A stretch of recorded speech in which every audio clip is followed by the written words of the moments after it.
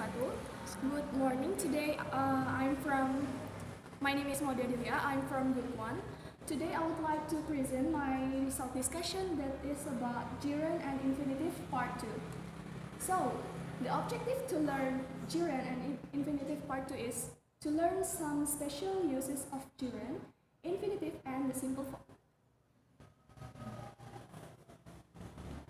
The first one is in order to, infinitive of purpose in order to. Here, in order to is used to express purpose with a verb. For example, he came here in order to study English. And here, we can omit in order to become to. And we can write as he came here to study English. This infinitive used to answer the question why.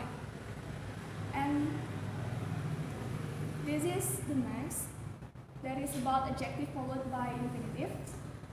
Some adjective followed by infinitive. So there are some adjectives that use when we want to make a sentence like, for example, like this. The first one, we were sorry to hear the bad news. So the adjective is sorry to. And the next one is she was surprised to meet her neighbor from school here. The thing that you should pay attention here, in general, this adjective describes a person's feelings or attitude, not a thing. And the next is using infinitives with to and first example, Pedro enjoys listening to loud music very much. Pedro enjoys listening to loud music too much. When we use the adverb very to modify an adjective or adverb, it strengthens the adverb or the adjective. So, very here is strengthen the adverb or the adjective. The next example about using to, Pedro enjoys listening to loud music too much. When we use the adverb to modify an adjective or adverb, it does more than strengthen the adverb or the adjective. It actually changes the meaning to the negative.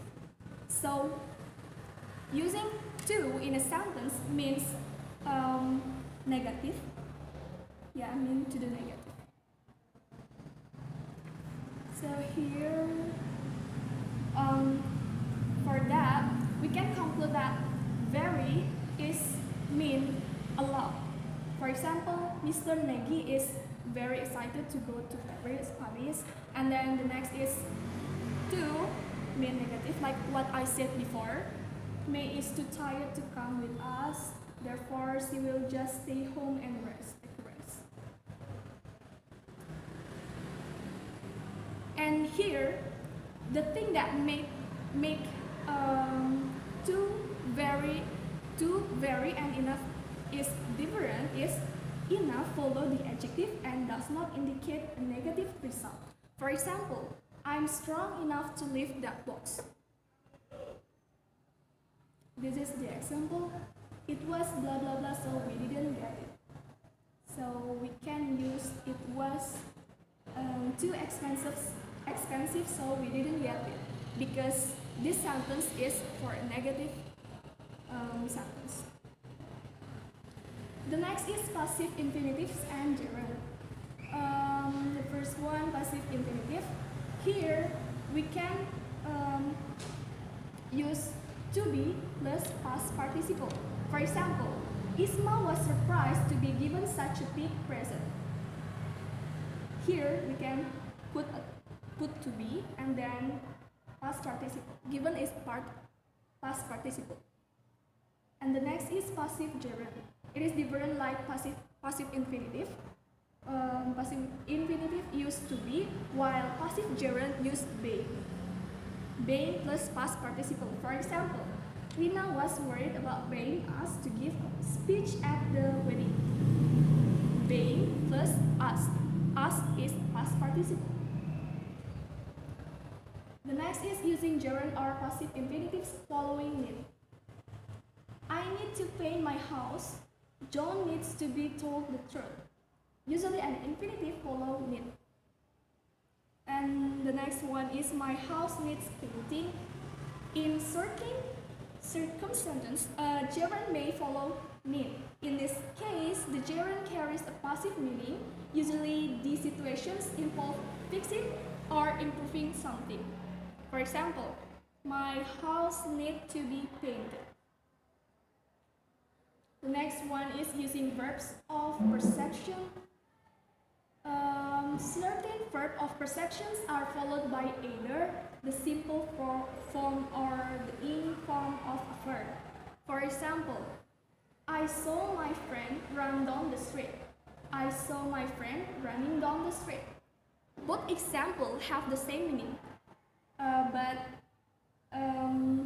the ing form emphasizes the idea of while.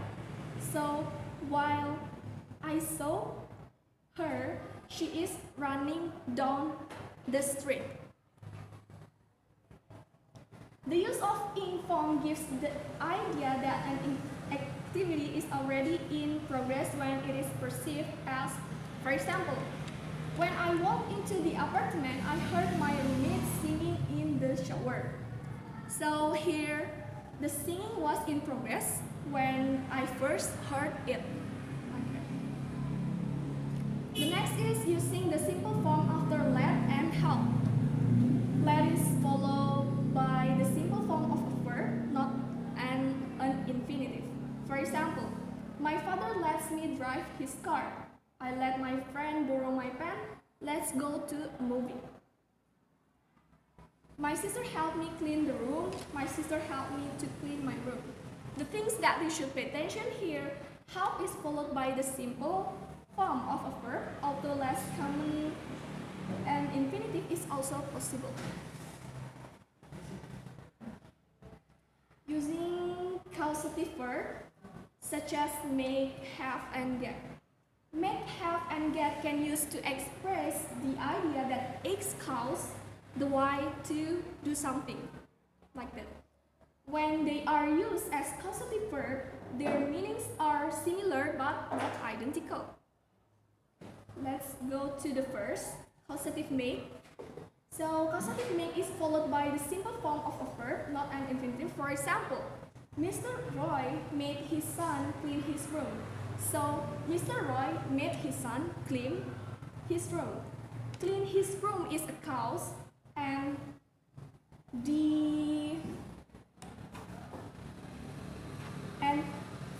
this one is like this.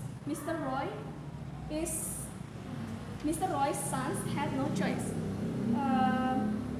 Make gives the idea that X give Y no choice, like that. So in this sentence, in causative make form, the thing that we should pay attention that the X cause Y to do something. The next is causative have. Causative have is followed by the simple form of a verb, not an infinitive, same like causative make. For example, I had the plumber repair the leak. The plumber repaired the leak because I asked him to. Have give the idea that X requests Y to do something. The next is causative get. Causative get is followed by an infinitive. Get gives the idea that X pursues Y to do something.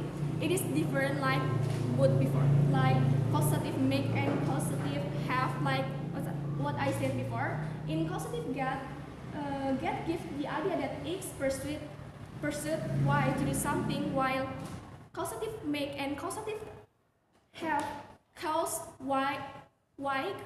X cause Y to do something, like that. And the next is passive causative. The past participle is used after have and get to give a passive meaning. In this case, there is usually little or no difference in meaning between have and get. For example, I had my watch repaired It means that repaired by someone. I got my watch repaired by someone. I caused my watch to be repaired by someone. So I think that's all for me. Thank you for your attention. Assalamualaikum warahmatullahi wabarakatuh.